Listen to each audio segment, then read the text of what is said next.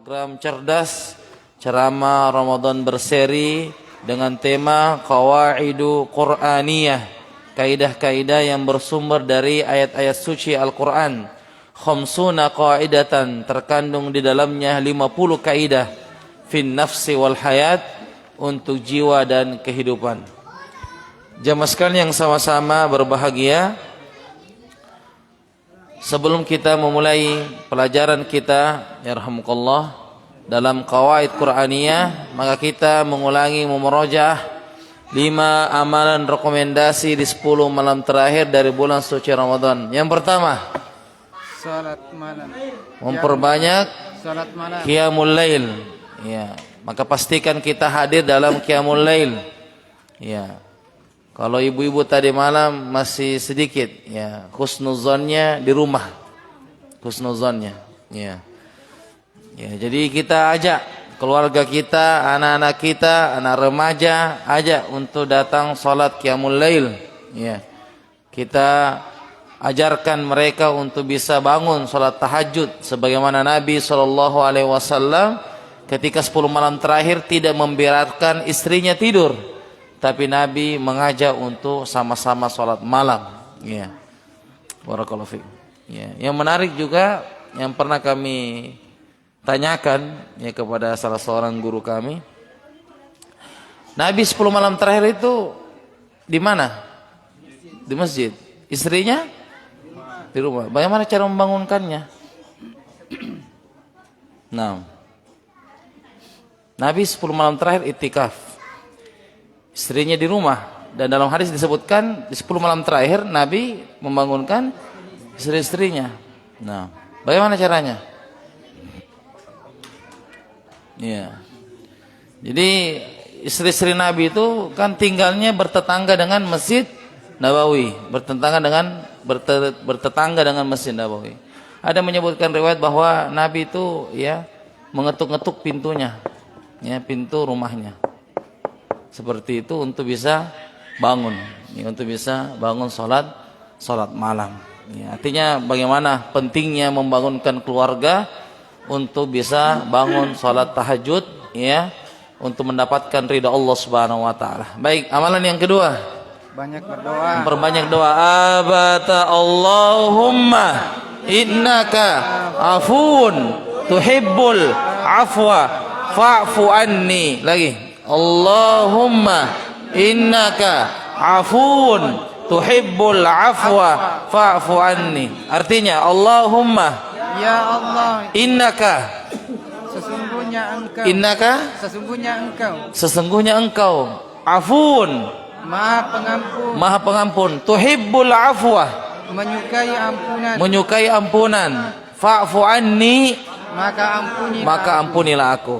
Ya, lagi, Allahumma artinya, ya Allah, innaka Sesungguhnya engkau. afun Maha pengampun. tuhibbul afwa, Menyukai ampunan. menyukai ampunan, fa'fu anni, Maka ampunilah. maka ampunilah aku. Baik, itu amalan yang kedua. Yang ketiga, Memperbanyak tilawah. memperbanyak tilawah Al-Quran, ya, di waktu siang dan di waktu malam. Bahkan sebagian ulama mengatakan yang paling afdal membaca Al-Quran adalah di waktu malam, karena Nabi didatangi malaikat Jibril di waktu malam. Jadi hendaknya porsi malam juga tidak kalah banyak dengan porsi siang.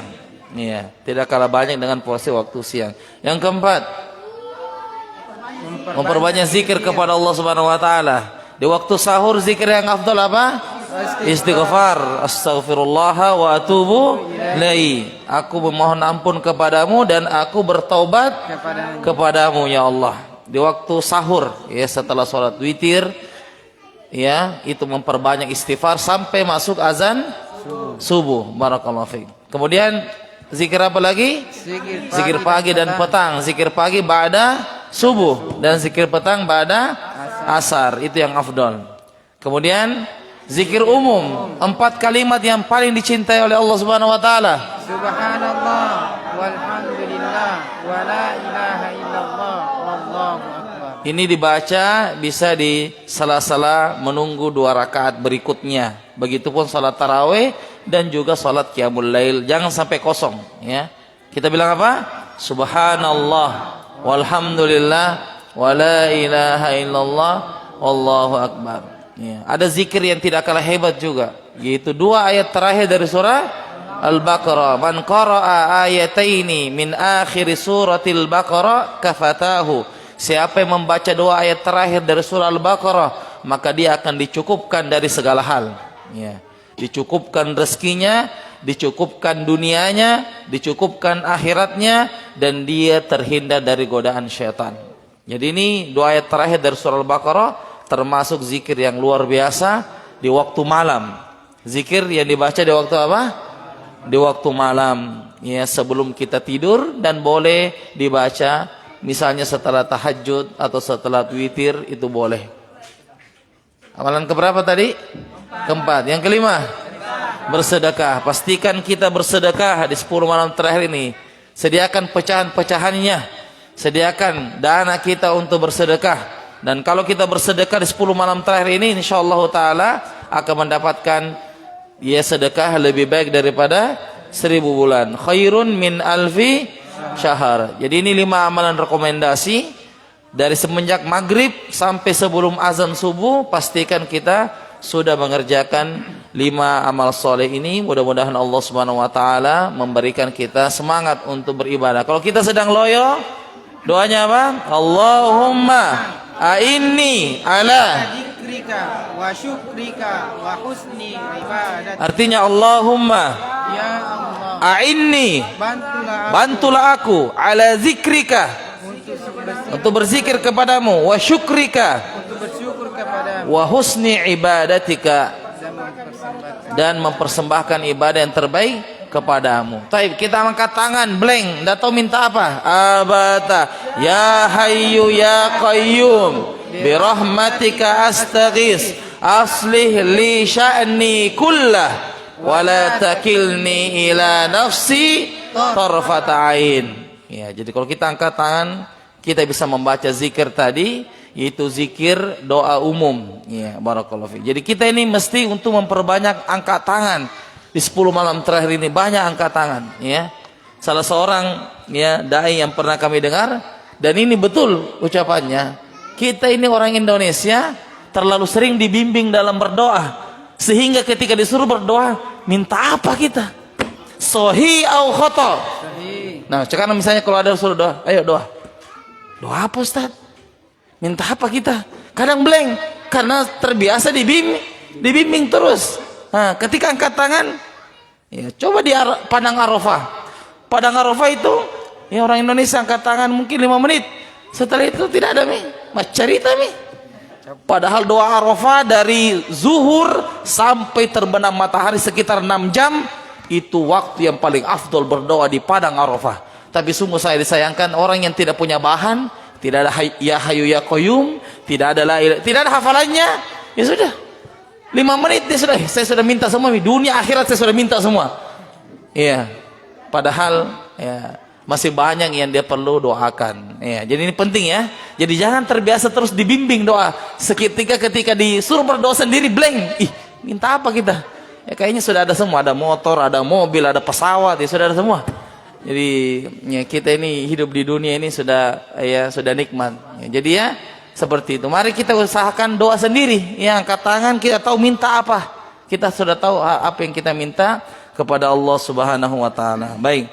Jemaah sekalian yang sama-sama berbahagia, pada pertemuan kita yang terakhir telah kita sebutkan sebahagian dari kaidah yang ke-10, yaitu firman Allah Subhanahu wa taala dalam surah Al-Hajj di ayat yang ke-40, di mana Allah Subhanahu wa taala berfirman, وَلَا يَنْصُرَنَّ اللَّهُ مَنْ يَنْصُرُهُ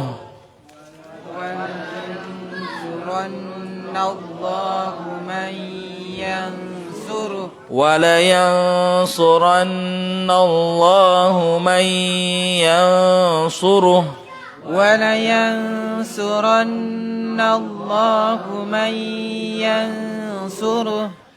Sesungguhnya Allah pasti menolong orang-orang yang menolong agamanya. Surah Al-Hajj ayat ke-40.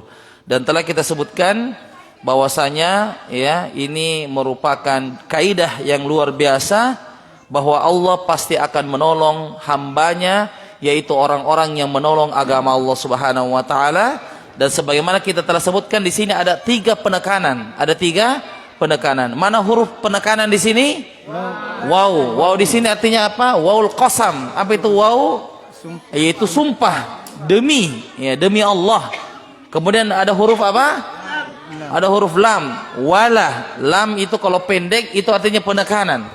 Kalau panjang artinya peniadaan. La artinya tidak atau jangan. Tapi kalau pendek la berarti itu penekanan. Kemudian apalagi huruf penekanan di sini? Nun bertasydid. Artinya wala yansuronna, betul-betul, sungguh-sungguh demi Allah, Allah akan menolong hamba-hambanya yang menolong agamanya.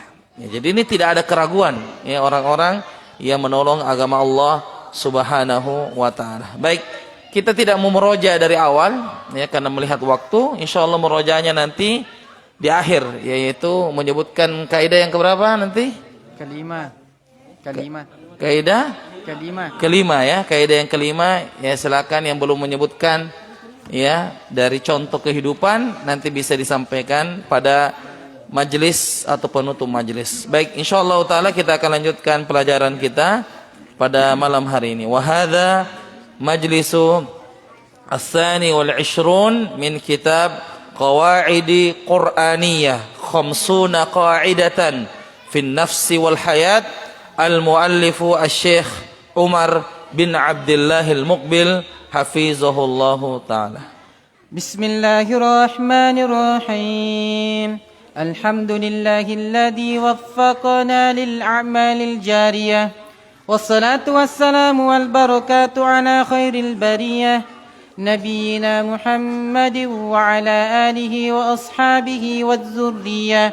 Allahumma ighfir lana, ya Allah ampunilah kami, wali ustadina dan guru kami, walil hadirina dan yang hadir di majelis ini, walil muslimina ajma'in dan seluruh kaum muslimin. Qala al-muallifu hafizahumullahu ta'ala, berkata penulis semoga Allah Subhanahu wa ta'ala menjaganya, di dalam kitabnya Qawaidu Qur'aniyah ma'a syarhikum hafizakumullahu ta'ala, bersama dengan penjelasan engkau semoga Allah Subhanahu wa ta'ala menjagamu. Amin ya rabbal alamin. Pertanyaannya lagi, di manakah kemenangan itu untuk kaum muslimin saat ini? Bukankah kaum muslimin di berbagai tempat terus ditindas dan diintimidasi? Mereka hidup dalam kondisi lemah dan terpuruk. Di manakah nas-nas kemenangan yang sering didendangkan Al-Quran itu?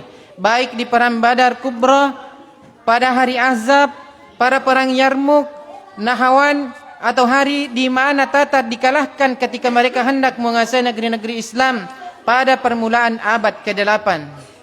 Penulis berupaya menghimpun beberapa jawaban dan tanggapan dari ulama-ulama Islam, baik ulama terdahulu maupun ulama masa kini, dan dari sudut pandang yang berbeda-beda, dari timur dan barat, agar keragaman pandangan ini memberikan kita pandangan menyeluruh tentang sebab-sebab kemenangan dan kekalahan sekaligus solusinya bagi umat Islam. Bismillahirrahmanirrahim. Alhamdulillah wassalatu wassalamu ala Rasulillah wa ala alihi wa sahbihi wa mawalah, amma ba'd. Qala al-muallifu hafizahullahu taala, pertanyaan di manakah kemenangan itu untuk kaum muslimin? Bukankah banyak penindasan saudara-saudara kita kaum muslimin dari dulu sampai sekarang? Maka mana bukti kemenangan Allah Subhanahu wa taala itu datang? Nah, di sini akan beliau kumpulkan beberapa jawaban dari para ulama kita untuk menjawab pertanyaan-pertanyaan tersebut. Nah, Al-Qurtubi rahimahullah wafat 671 Hijriah menjawab pertanyaan klasik ini dengan bersandar kepada kaidah Al-Quran. Sesungguhnya Allah pasti menolong orang-orang yang menolong agamanya. Beliau berkata, kita memiliki kewajiban untuk menolong agama ini. Akan tetapi amal yang buruk serta niat yang rusak akan menjadi penghalang kemenangan itu sendiri. Mencerai-beraikan jumlah pasukan yang banyak seperti fakta buram yang kita saksikan sendiri secara berkali-kali. Kesalahan ini disebabkan oleh kesalahan kita sendiri.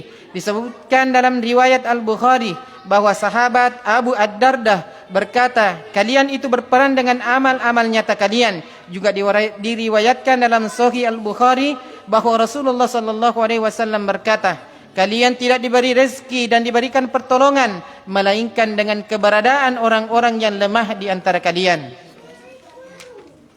Sayangnya, amal-amal menjadi rusak, orang-orang lemah diabaikan, kurangnya kesabaran serta enggan menyandarkan usaha kepada Allah. Takwa pun menjadi sirna. Allah berfirman, wahai orang-orang beriman, bersabarlah kamu dan kuatkanlah kesabaranmu dan tetaplah bersiap siaga di perbatasan negerimu dan bertakwalah kepada Allah supaya kamu beruntung. Ali Imran ayat 200. Baik, disebutkan di sini bahwa kata Imam Al-Qurtubi, salah satu penyebab kekalahan kaum muslimin adalah adanya niat yang rusak, tidak lurus niatnya, salah dalam berniat. Maka itu salah satu menjadi penyebab kekalahan itu terjadi. Makanya dalam hadis disebutkan bahwa ada nanti orang-orang yang menjadi mujahid fisabilillah di dunia, ternyata di akhirat dia yang paling pertama masuk ke dalam neraka. Karena kenapa? Niatnya. Kata Allah ketika ditanya, kamu ya dilempar ke dalam neraka. Kata orang itu, ya Allah, saya berjihad karenamu, saya datang berjihad karenamu, saya berperang karenamu ya Allah. Kata Allah, kadzabta, kamu bohong, kamu dusta, kamu pergi berperang untuk mau dibilang pahlawan.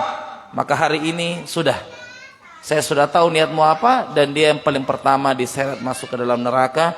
Nauzubillah min dzalik. Jadi innamal a'malu binniyat. Belum sampai di situ. Wa innama likulli imri'in ma nawa. Sesungguhnya orang akan mendapatkan sesuai apa? Amalannya. Dia mau dibilangi pahlawan, dia sudah dapat di dunia. Orang semua bilang pahlawan. Di akhirat dia sudah tidak dapat apa-apa. Nah, Allah juga berfirman, dan kepada Allah lah kalian bertawakal. Al-Maidah ayat 23. Allah juga berfirman, sesungguhnya Allah bersama orang-orang bertakwa, yaitu mereka yang berbuat kebaikan. An-Nahl 128. Allah juga berfirman, sesungguhnya Allah pasti menolong orang-orang yang menolong agamanya. Al-Hajj 41. Allah juga berfirman, wahai orang-orang yang beriman, apabila kamu memerangi pasukan musuh, maka berteguh hatilah kamu dan sebutlah nama Allah sebanyak-banyaknya agar kamu beruntung. Al-Anfal 45. Itulah sebab-sebab dan syarat-syarat kemenangan. Baik, itulah sebab-sebab dan syarat-syarat kemenangan. Sekarang perhatikan, di surah Ali Imran mana kata kunci sebab kemenangan di situ? Surah Ali Imran ayat 200. Mana kata kuncinya di situ? Kemenangan pertama bersabarlah. Jadi ini kita disuruh untuk bersabar karena kemenangan itu selalu dengan kesabaran. Semua orang yang sukses itu didahului dengan apa? Kesabaran. Baik. Kemudian kata kuncinya di surah Al-Maidah ayat 23. Mana sebab kemenangan di situ? Bertakwa. Bertawakal. Apa? Bertawakal. Jadi kita juga diperintahkan bertawakal. Apa itu tawakal? Usaha, kemudian kita serahkan kepada Allah. Iqilha fatawakal. Ikat dulu untamu, baru tawakal. Jangan lepaskan untamu baru bilang tawakal. Baik. Kemudian di surah An-Nahl ayat 128. Bertakwa. Apa itu takwa? Menjalankan perintah Allah dan menjauhi larangannya. Fi'lul ma'murat wa tarkul munkarat. Mengerjakan perintah dan menjauhi larangan.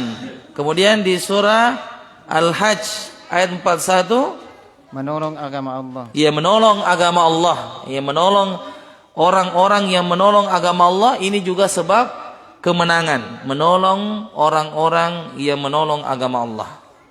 Kemudian di surah Al-Anfal ayat 45, ya, artinya adalah berzikir, ya, memperbanyak zikir kepada Allah Subhanahu wa taala. Sebut nama Allah, itu diperintahkan untuk berzikir. Maka ini adalah sebab-sebab kemenangan yang diraih oleh kaum muslimin. Apakah di sini ada yang disebutkan tentang fisik?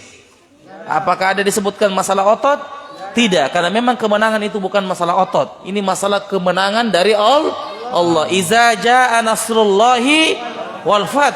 Jika telah datang pertolongan Allah dan pembukaan penaklukan kota Mekah. Nah, sayangnya sebab dan syarat ini hilang dan sirna di tengah-tengah kita. Kita hanya bisa berucap inna lillahi wa inna ilaihi raji'un terhadap apa yang menimpa umat ini. Bahkan yang tersisa dari Islam hanya namanya.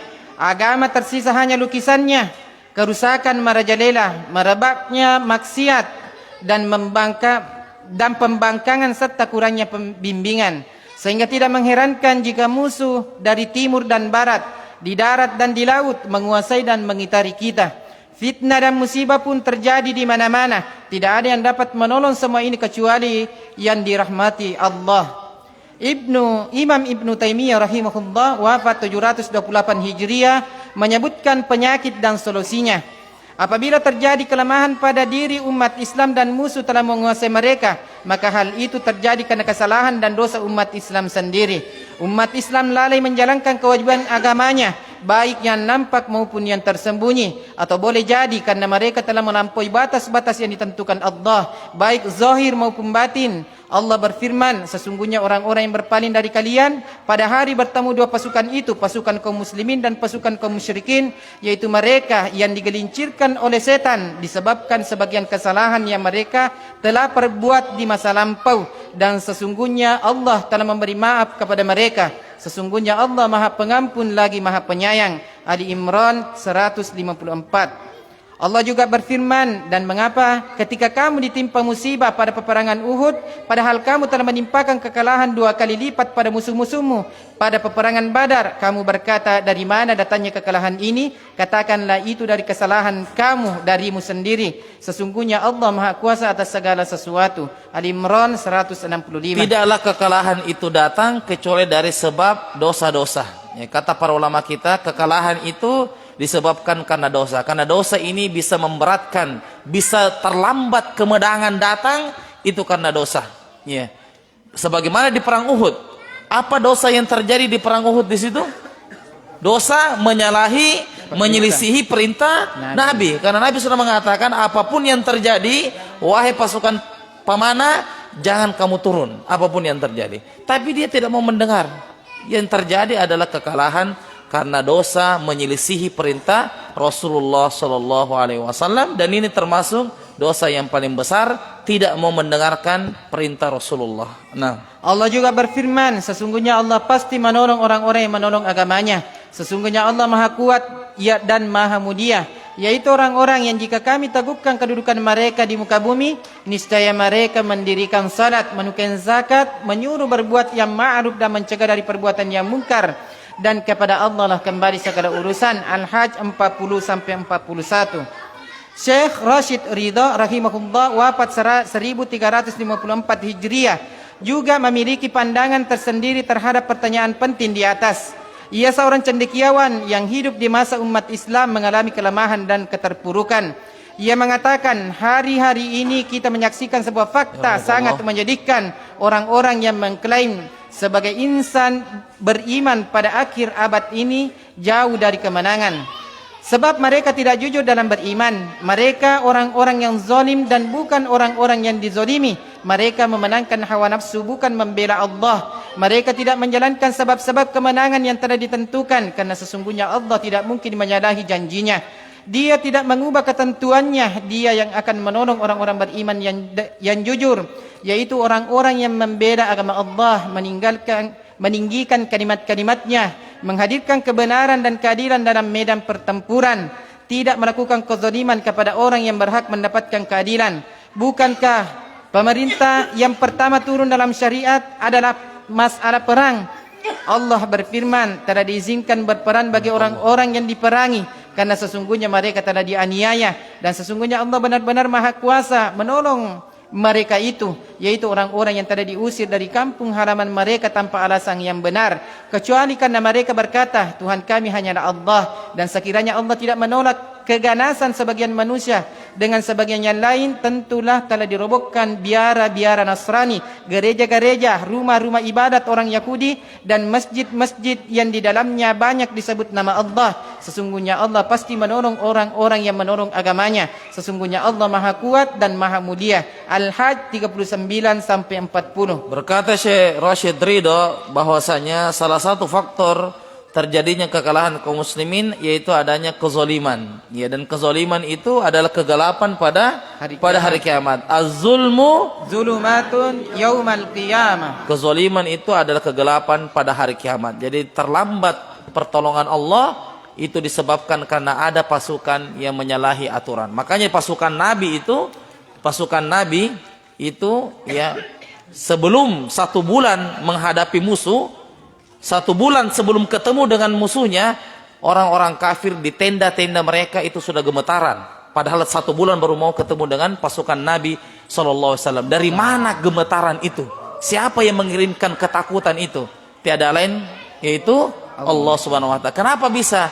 Karena Nabi mendidik sahabatnya untuk menjaga ibadah-ibadah termasuk sholat malam. Maka pasukan sebelum berperang itu diperintahkan untuk sholat malam semua. Ya, maka 1 bulan sebelum ketemu dengan pasukannya Nabi, mereka sudah gemetaran di tenda-tenda mereka. Itu semuanya kekuatan dari Allah Subhanahu wa taala. Padahal kalau dari segi jumlah kaum muslimin itu selalu sedikit, selalu orang kafir tetap lebih banyak. Tapi ketakutan itu sudah dikirim 1 bulan sebelum ketemu dengan pasukan Nabi. Nah, tentu berbeda ketika Allah memberikan kemenangan kepada para rasul serta orang-orang yang mengikutinya. Sebab mereka semua orang yang terzolimi, mereka orang-orang yang berpegang teguh kepada kebenaran dan keadilan dan benar-benar sabar menolong agama Allah. Allah memberi syarat kemenangan ini kepada orang-orang mukmin yang hidup sesudah mereka. Allah berfirman, wahai orang-orang beriman, jika kamu menolong agama Allah, niscaya Dia akan menolongmu dan meneguhkan kedudukanmu. Muhammad ayat ke-7. Karena itu, iman merupakan sebab dan faktor utama yang menjadi dasar kemenangan itu sendiri. Ia juga menjadi pengundang kemenangan-kemenangan berikutnya, sebab kemenangan itu bukanlah sebuah keajaiban. Al-Allamah Abdurrahman As-Sa'di rahimahullah wafat 1376 Hijriah juga memiliki jawaban tentang pertanyaan di atas. Ia berkata, disebabkan karena kadar iman yang lemah, hati yang tercabik-cabik, pemerintahan yang terpecah belah, permusuhan dan kebencian yang menjauhkan sesama kaum muslimin, adanya musuh yang nampak maupun tersembunyi, di mana mereka terus bekerja secara terang-terangan dan rahasia untuk memusnahkan dan menghancurkan agama ini. Juga adanya penyimpangan serta sikap materialistis yang berlebihan, lahirnya aliran-aliran yang menyesatkan, adanya gelombang kerusakan yang deras untuk merusak para orang tua dan pemuda, adanya kampanye dan propaganda masif untuk merusak akhlak dan menghancurkan sendi-sendi Islam. Dalam perang Badar misalnya, di perang Badar siapa yang menang? Kaum muslimin yang menang dalam perang Badar. Dan itu adalah perang pertama kali dalam agama Islam. Pada saat itu di tenda-tenda di malam hari, para sahabat sudah tertidur. Ada 1 orang yang tidak tidur, yaitu Rasulullah SAW. Beliau tidak tidur. Ini besok perang perdana. Besok ini perang perdana ini. Maka beliau tidak tidur. Beliau memilih untuk bermunajat dan mengangkat tangan kepada Allah Subhanahu Wa Taala. Sampai-sampai saking tingginya tangan Nabi mengangkat tangan itu, selendangnya sampai jatuh. Diangkat lagi sama Abu Bakar, jatuh lagi tendanya. Saking tingginya ya mengangkat tangan Rasulullah SAW. Apa doanya Nabi di malam itu sebelum besok perang? Kata Nabi, intuhlak hadhil isabah, ya Allah, sekiranya pasukan besok ini kalah, lan tu'bad fil ardi ba'dal yaum, engkau tidak akan disembah setelah hari ini. Coba bayangkan itu, saking takutnya Nabi. Kata Nabi, ya Allah, jika besok pasukan kalah selesai, pasukan kalah besok, maka engkau tidak akan disembah di muka bumi ini. Maka menangkanlah ya Allah. Dan setelah itu Allah memenangkan di perang Badar. Dalam kisah perang Badar itu, ya, orang kafir mengatakan orang Islam ini sedikit, tapi panahnya kenapa banyak sekali? Ternyata malaikat ikut perang juga menolong kaum muslimin dengan panah mereka. Mereka mengatakan kami tidak lihat orangnya, tapi panahnya ini meluncur. Itu ternyata panah yang dilesatkan oleh malaikat-malaikat Allah Subhanahu wa taala. Wala yansurannallahu man yansuruh, kaidah kita. Dan sesungguhnya Allah betul-betul menolong orang yang menolong agamanya. Nah, ditambah lagi dengan fenomena manusia akhir zaman yang larut dalam kemewahan dunia, di mana hal itu melampaui kadar keilmuan mereka. Menjadi obsesi terbesar mereka dengan dunia ini, mereka tunduk dan patuh. Juga banyaknya propaganda buruk yang mendefinisikan makna zuhud yang salah, menjauhi akhirat dengan menerima semua kemewahan dunia untuk merusak agama, memandang enteng peran agama, angkuh dengan capaian gedung-gedung mewah yang telah diraih, di mana semua itu menyisakan keburukan bagi orang-orang yang beriman. Termasuk kemewahan dunia ini juga bisa melalaikan, ya, sebagaimana kisah ada seorang jamaah umrah, ya, mau balik ke Indonesia karena dia mau kasih makan ayamnya. Bayangkan ini. Dia sudah di Saudi nih, sudah mau umroh, katanya saya mau pulang ini, siapa mau kasih makan ayam saya. Coba bayangkan ya, dunia itu sangat menghantui. Ya. Dia berpikir kalau dia bukan yang dia kasih makan, tidak jadi itu ayam. Ya. Tidak berkembang biak itu ayam. Ya. Jadi ini tentunya bisa melalaikan. Ya. Ini juga peserta itikaf, jangan sembarang dipikir, fokus Qurannya, jangan pikir masalah ini, barang saya gimana, ini ada yang beli atau tidak ada, berapa orang yang tawar. Kelas, ya ini sudah kita berjanji 10 malam terakhir itu dunia sudah di apa itu? Ya sudah, barakallahu fiik. Ya, dunia ya, jangan yang lain. Auzubillah. Jadi ini sudah harus kita selesaikan. Nah, namun demikian, seorang mukmin tidak boleh berputus asa dari rahmat Allah. Ia harus selalu menghadirkan harapan di setiap keadaan. Pandangannya tidak boleh terbatas pada sebab-sebab yang nampak. Akan tetapi ia selalu menanamkan dalam hatinya setiap waktu bahwa Allah mengubah kesulitan menjadi mudah. Di balik setiap perjuangan selalu ada jalan keluar dan kemenangan.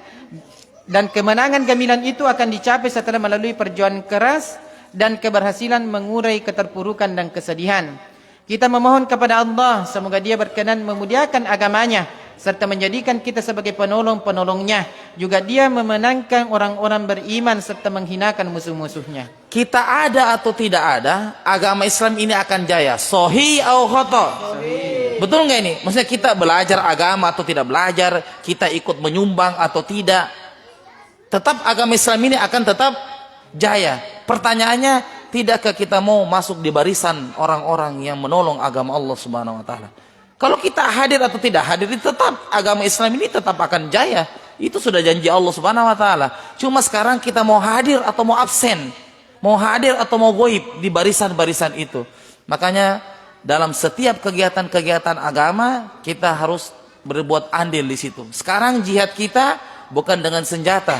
Kata Imam Ibnul Qayyim, jihad sekarang itu adalah dengan pena, dengan tulisan, dengan belajar agama, mengangkat kebodohan dari diri kita dan mengangkat kebodohan untuk orang lain, agar kita bisa tahu bagaimana cara menyembah kepada Allah sesuai dengan tuntunan Rasulullah Shallallahu Alaihi Wasallam. Baik, sebelum kita tutup, ya kita lanjutkan satu contoh ya dari kaidah sekaligus murojaah juga dari contoh kaidah yang kelima. Sekarang sudah contoh kaidah yang keberapa? Kelima. Baik. Siapa yang belum menyebutkan judul skripsinya atau tesisnya? Siapa? Satu orang. Ya, nah, tafadhol. Sebutkan nama, asal, daerah, tempat tinggal enggak? Nah. Nah, saya bercanda. Judul kaidah yang kelima.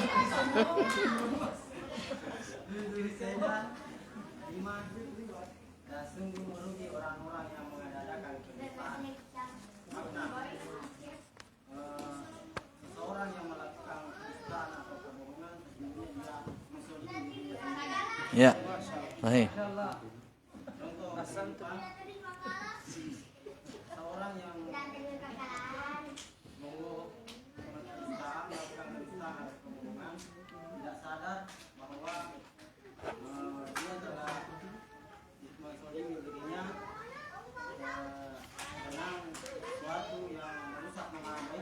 Contohnya?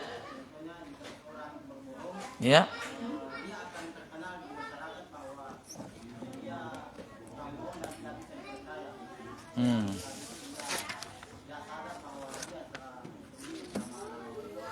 Baik, ahsantum, contoh kehidupan. Kepercayaan itu sangat mahal. Kalau ada orang yang sudah kita percayai, kemudian dia pernah bohong satu kali, maka susah. Orang yang jujur itu seperti kertas putih ini. Ketika dia pernah didapati satu kali bohong, ya, bohong dia, berkhianat, maka dia seperti ini. Kemudian dia mau memperbaiki dirinya. Bagaimana caranya? Dia mau tobat, mau perbaiki. Apakah masih dipercaya lagi? Bisa, tapi tidak seharapi yang pertama. Nah, sudah kita percayai dia, tapi pernah dia sakiti hati kita, maka dia mau tobat, dia perbaiki, boleh. Tapi sudah begini hati kita, sama dengan yang pertama tadi? Sama? Tidak, jauh beda. Ini sudah kusut. Memang kita bilang kasih kesempatan, ya silahkan, tapi sudah pernah ada sejarah buruk, engkau telah pernah berkhianat, kamu bertobat silahkan, tapi hati saya tidak seperti yang pertama, sudah seperti ini. Barakallahu fiik. Jadi hati-hati, jaga kepercayaan itu, jangan kita berbuat dusta, begitu ya. Nah, jazakallahu khair atas perhatiannya, mudah-mudahan bermanfaat. Kita lanjutkan insyaallah pada pertemuan berikutnya. Kita tutup dengan doa kafaratul majlis. Subhanakallahumma bihamdik, asyhadu an la ilaha illa anta, astaghfiruka wa atubu ilaik. Wassalamualaikum warahmatullahi wabarakatuh.